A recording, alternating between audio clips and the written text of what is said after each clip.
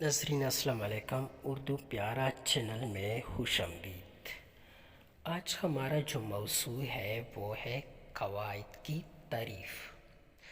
ہر زبان اردو، عربی، فارسی، انگریزی کے اصول اور قوانین ہوتے ہیں، یعنی ہر زبان کے کچھ قوانین ہوتے ہیں، اس قوانین کو قواعد کہتے ہیں، جن سے زبان کو سمجھنا، سیکھنا، پڑھنا اور لکھنا آسان ہو جاتا ہے۔ ان اصولوں اور قوانین کو قواعد کہا جاتا ہے۔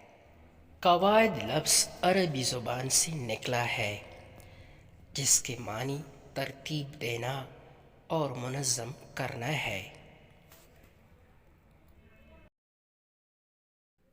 قواعد کو انگریزی زبان میں گرامر کہتے ہیں۔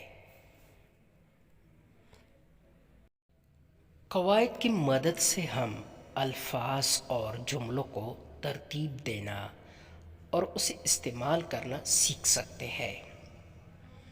اس کے علاوہ کہاں بولنا ہے وہ بھی سیکھ سکتے ہیں۔ کسی بھی زبان پر عبور حاصل کرنے کے لیے اس کے قواعد یا گرامر کو سیکھنا ضروری ہوتا ہے۔